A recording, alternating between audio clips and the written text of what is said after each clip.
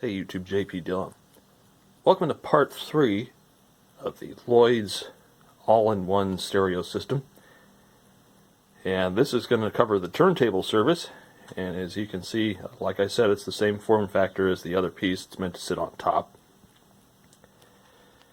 It's actually in overall pretty good shape. It's got its dust cover. And this is the little mini BSR changer.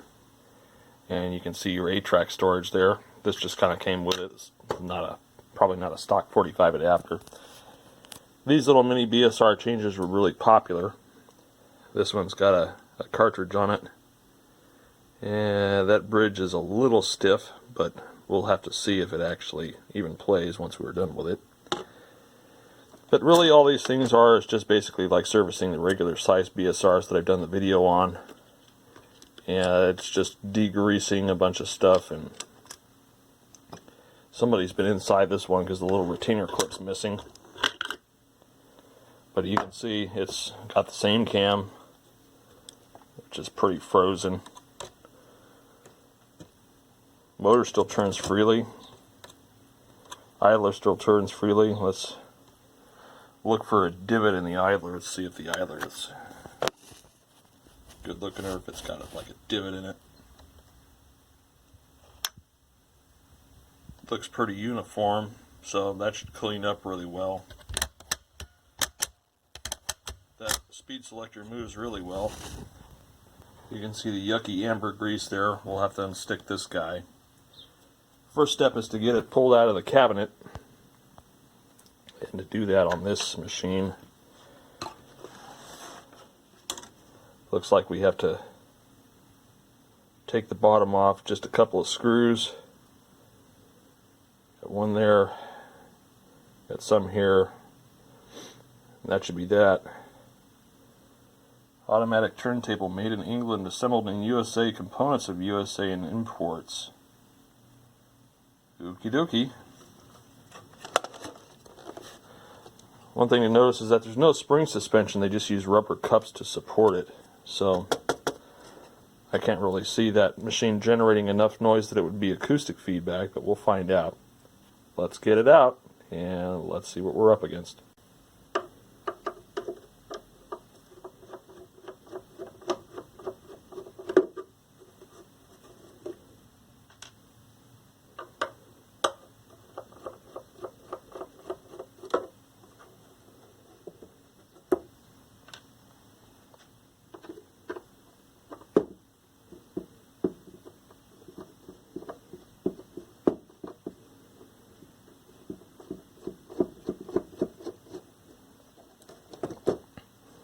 Alright, so usually you have to pry these a little bit from the back and then pop them out that way. We could of course use gravity, assuming it's going to want to cooperate.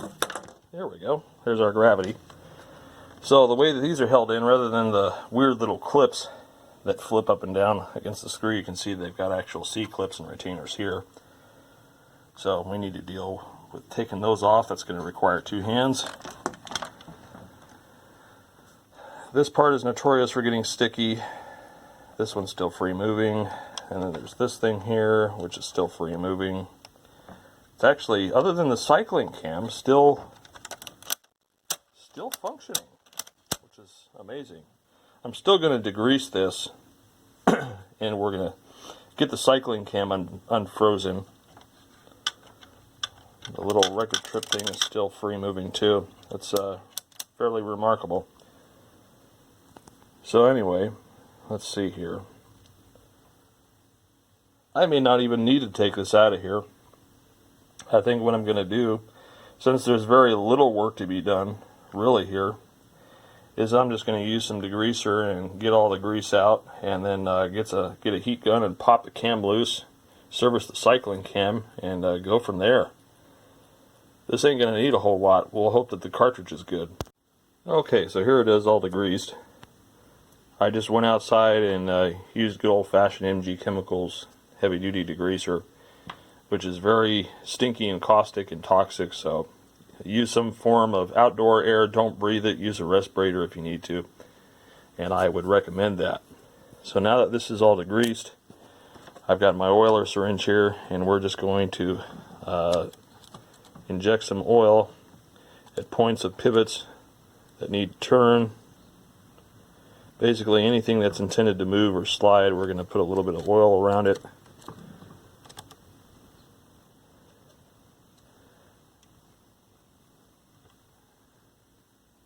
And I love this zoom spout turbine oil because it really gets down in there and it penetrates things.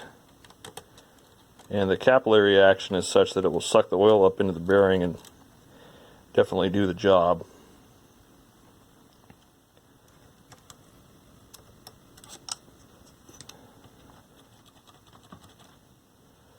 All this stuff's pretty well moving now. Even slightly better than before. So that's good. We still have to contend with pulling the cycling cam out, which is frozen on there. Yeah, that don't want to move. So we're going to get the heat gun and apply a little bit of heat here after we take the C-clip off, pry it up, and then get all the grease out of there and then put some new grease in. I'm just going to use Moly Lube for that one. We're going to pull the idler off, resurface it a little bit, oil up this motor, and clean and lubricate the platter bearing as well, and then we'll give it a go. So let's get cracking. We'll just leave this on here for a little bit. Usually when you start to smell the hot grease, it's a good indicator that you can pull up on it.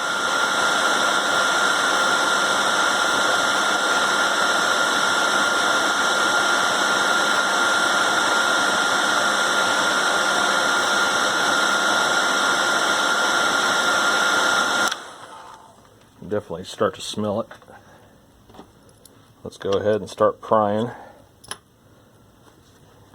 It's loose.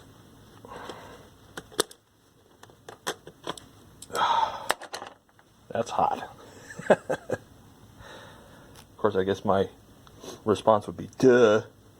Alright, so here's the platter bearing, all full of its yummy crusty grease.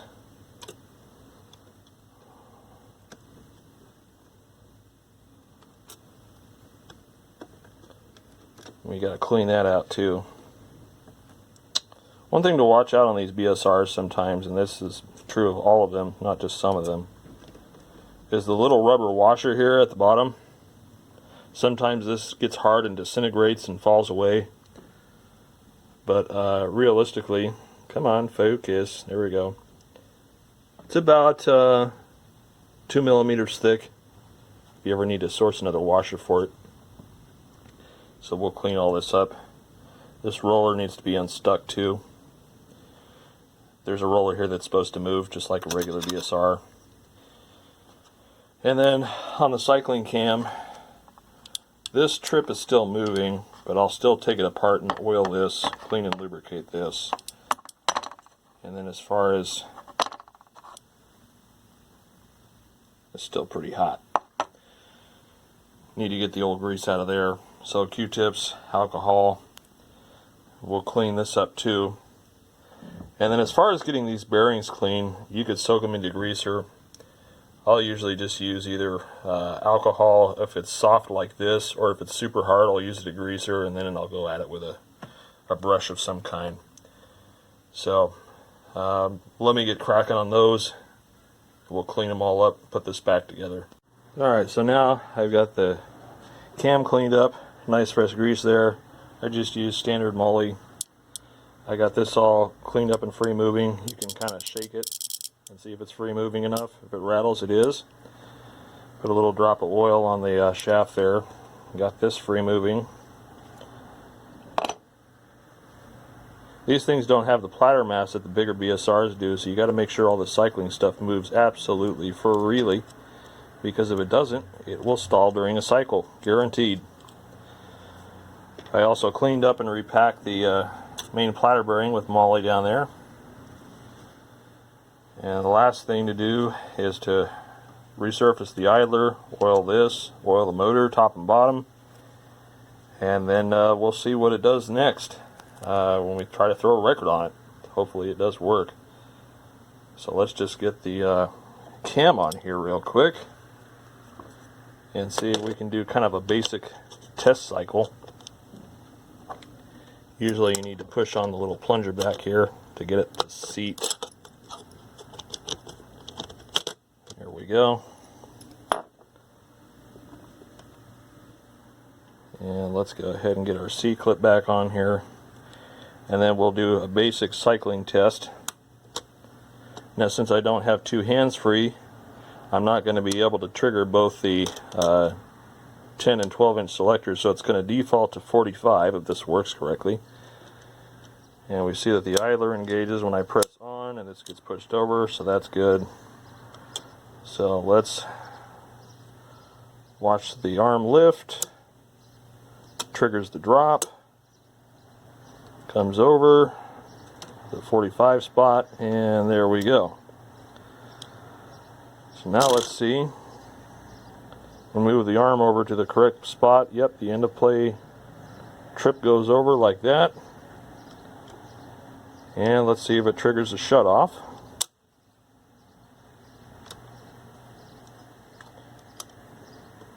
And it does. So by doing that test, that tells me that for the most part this is going to work just fine, assuming I get the motor and the drive wheel and everything cleaned up and working well. So let's take the idler wheel off and resurface it. Now with the C-clip removed, you can take the idler off, and it's a good idea to make sure that this is moving freely. There's a sleeve bearing in here that gets sticky, and if you have to service that, you have to turn this screw, back it out so that you can get this to clear the deck, so that you can pull it around this divot here. Pull this out, don't overstretch this spring, clean all the old grease out, put some fresh oil in there, and then you use this to set the idler wheel height, which I'll show you once we get it all back together, to make sure it's contacting the motor tier correctly. But first comes first, let's actually service the idler. And I'm just going to take this and using some 1000 grit sandpaper, just lightly resurface it so it's got a nice grip to it rather than a shiny slick surface. And then we'll put a drop of oil here, and then we'll double check the height. So let me show you how I do that. Now it's a little tricky to do this because I don't have my camera stand with me today. So, but as I rotate, as I drag very lightly across the sandpaper, and again I'm using about 1000 grit, and what this is doing is this is just renewing the surface of the idler wheel. You don't want to use a coarse sandpaper because it will take too much rubber off, and then you'll have a whole nother problem. So you'll have to get your idler rebuilt. But as you can see, or maybe you can't see, come on, focus, focus. It's got a nice smooth matte surface instead of a shiny one. And I'm going to go through it a little more thorough, and then we'll pop this back in. Alright, so after you've cleaned this off with alcohol or a solvent of some kind, you're going to put the first spacer back down. There should be two, one on the top and one on the bottom. I'm just going to put a small drop of oil here, and then we'll put the idler down and spin it to distribute the oil. Put the other spacer on top like this, and then we'll put the C-clip back on.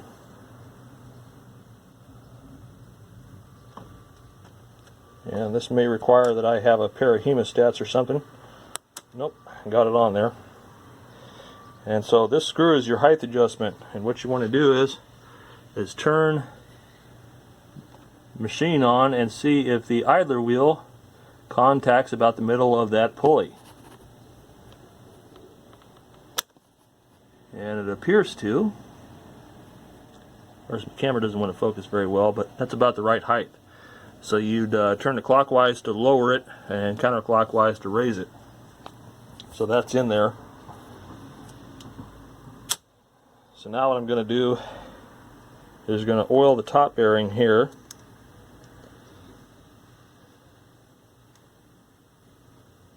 And I get enough so that the reservoir has got a little bit of residual oil in it. And I work the shaft. There will be a little bit of up and down end play, that's okay. Put a little bit more oil in there. And then to do the bottom is a little trickier on these. Let me tilt this up. I'm going to need 2 hands for this, but I can show you. Oh, let's latch our arm down so we don't bust off our needle.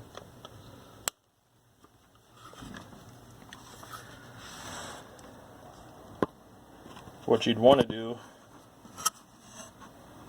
is you want to get the oil where that bearing enters that, or the shaft enters that bearing up there, and kind of do the same thing, just trickle it down in there, let the capillary action do its job, and then work the bearing and then spin it. So I'm going to do that because I need 2 hands. Okay, this is all back together. And when you spin a BSR motor like this, it should take a couple seconds to spin down. This one's in good shape. I can spin it. It takes a good couple seconds before it comes to a nice slow stop. Now, one last thing that you want to do, I've got a Q-tip soaked in some alcohol here, is rub off all of your finger oil from the motor shaft. You don't want your fingerprint oil on the idler or the motor pulley. So I'm just going to clean all this off. Make sure it's thoroughly dry before we put it back together. Put a couple drops of oil on the main platter bearing here. Now I've already done it, but if you have not done so, you'll want to clean the rim of that platter so that the idler has a nice surface to contact. And then just do a test of your platter bearing. Now this one's a little bit warped, or maybe that's just the mat. Hopefully that's just the mat, I think so. These mats are not great, but it does take a while for that to spin down. It's quiet, it's not making noise. So the next thing to do is hook it up and see if it plays. Okie dokie. So I got it hooked up to an amplifier. I'm going to put a record on here, just a test record. Swing the arm over like that. Hold that there.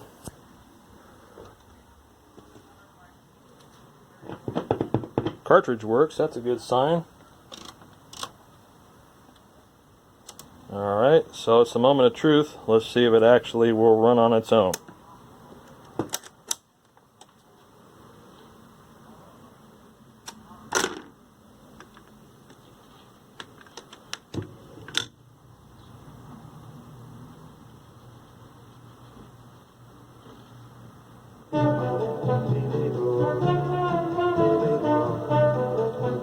Cool. Speed's stable and everything.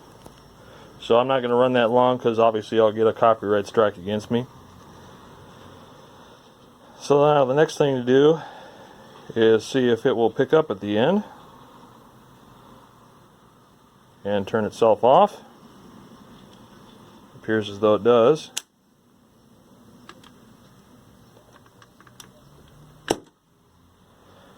Alright. That works. Pop was because we don't have a spark suppressor across the power switch. I might fix that, might not. Depends on how motivated I am. But let's try a 78 record.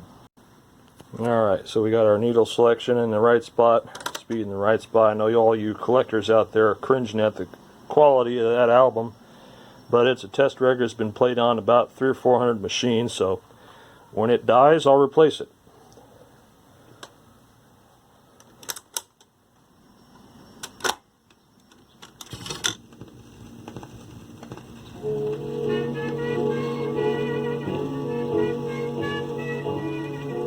So that's working well. And again, let's make sure it picks up at the end. It does. Shuts off.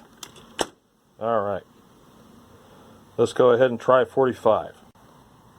Now I don't have a BSR stacker spindle, so I'm just using what I found in the cabinet. And in order to get that over the spindle, you have to pull up on this top part here, like this, to get it around the dropper. But anyway, let's give this a try.